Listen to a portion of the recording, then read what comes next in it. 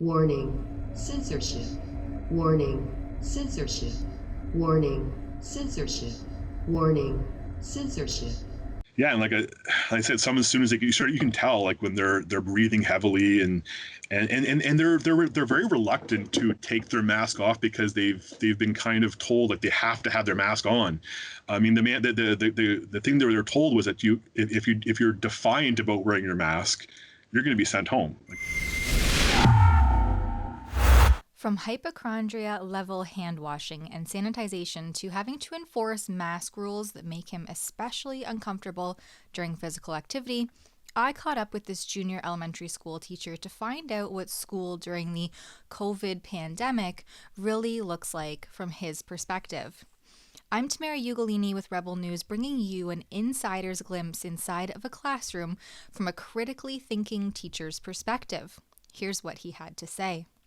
Some of our Rebel viewers may remember you from the summer when we also had a virtual chat about some concerns that you had heading back into the school year and what the in-classroom learning would look like given the alleged pandemic and the protocols and safety precautions in place. So now you're back here with me tonight, and we're going to discuss what the classroom actually looks like.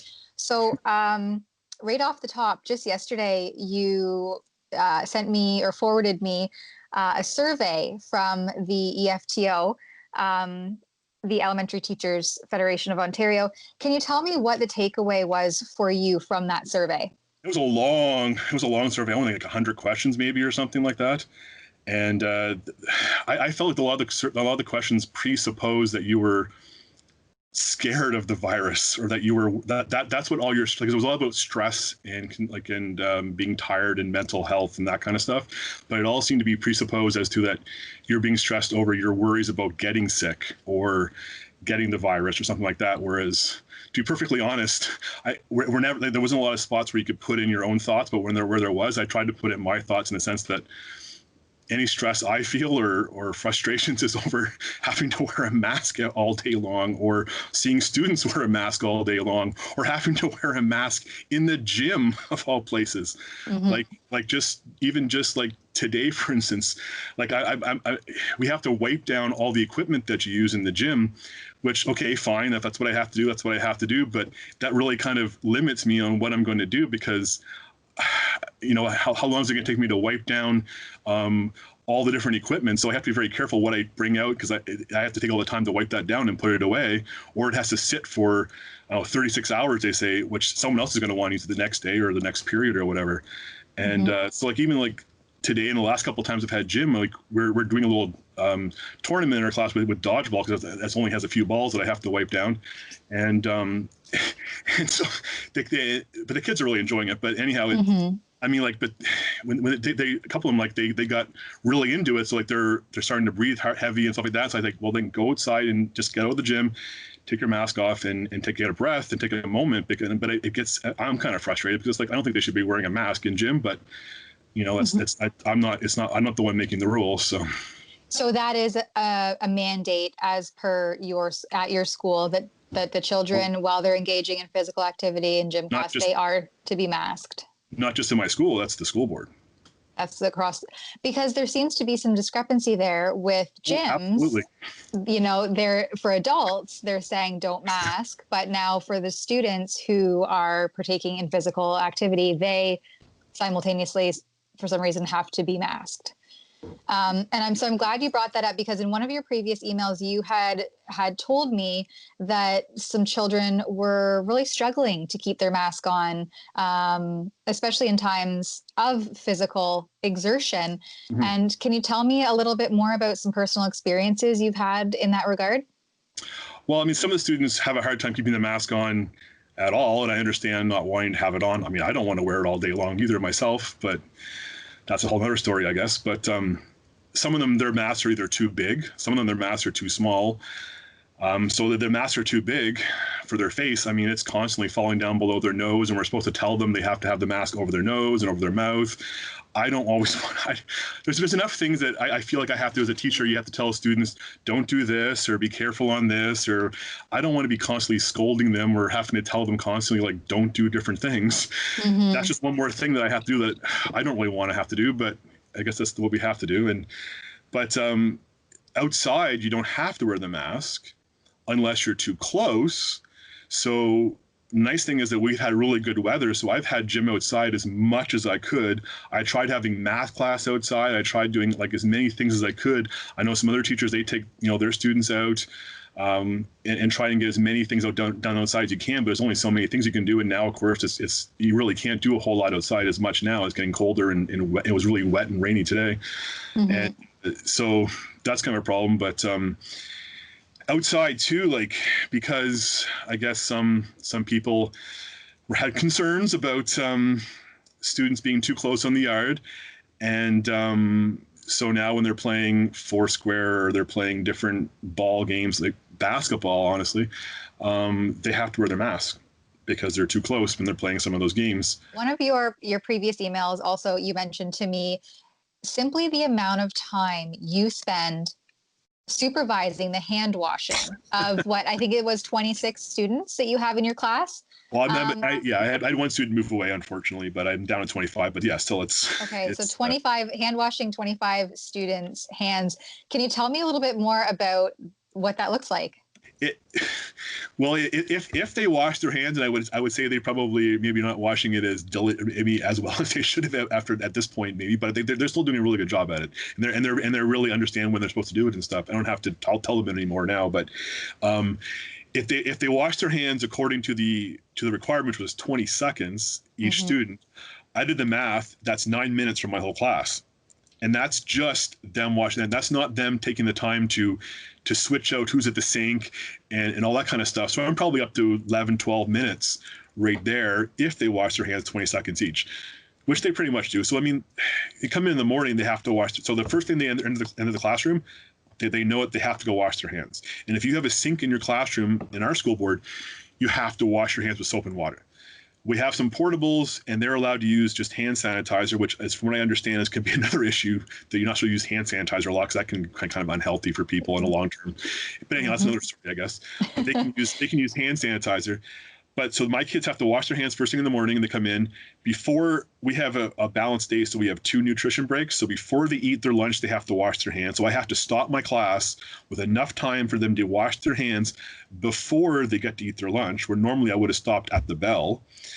And so that takes up another 10, Sorry, and that's probably their morning snack first, then, not lunch. So there's. Well, you can call it lunch, snack, whatever, but it's nutrition breaks is what we call them. So okay. It's at 11 o'clock. And then before they head outside for their recess, they have to wash their hands again. So I've trained them to as soon as they're done their lunch, they wash their hands. Well, because otherwise you have a gigantic lot there. So they go and wash their hands. I hate saying I have to train them, but I mean, that's like, they have to go and wash their hands as soon as they're done their lunch, so they can have less people at the sink. And then they sit at their desk. They're not allowed to touch anything else. They just have to sit there at their desk. So like this. Basically, well, they don't do almost like surgeons. And luckily, I have one student that wants to be a surgeon, so she understands all this kind of stuff. And then they have to, when they come in from that recess, they have to wash their hands again. And then before the next nutrition break, they have to wash their hands, and then yet again before they head back outside. And then before they head home, they have to wash their hands as well before they exit the school. Do you find anything in particular happens when students are, sweating or becoming exerted? What happens to their masks in those moments? Have you noticed? They're wet. They're kind of stained, I suppose, from sweat and things. And and like I said, some of the students, you can tell like when they're breathing heavily and they're very reluctant to take their mask off because they've been kind of told like they have to have their mask on. I mean, the thing they're told was that if you're defiant about wearing your mask, you're going to be sent home. Like that was the messaging, right? So it's very heavily enforced here. There's no exceptions. There's no exemptions within the classrooms. For grade 4 up, as far as I understand, you could have an exemption, but I think you'd have to jump through a bunch of hoops, medically speaking, to have a doctor sign off on that. I don't know. I don't have anyone exempt in my classroom. I know there's some students below grade 4 that are not wearing masks for various reasons, but they're not mandated in the same way as the grade 4 up. But like I said, when it comes to the phys ed, when I see a student who's having a little bit difficulty breathing, like I'm telling them to take their mask off. Like, I'm sorry, I'll take the heat for that. I'll take the heat. The chemical smell on them. I've had some times where I put the mask on and I just started coughing uncontrollably or sneezing uncontrollably and having some kind of reaction to it. And I changed the mask, and I don't know if one was more stronger smell than the other.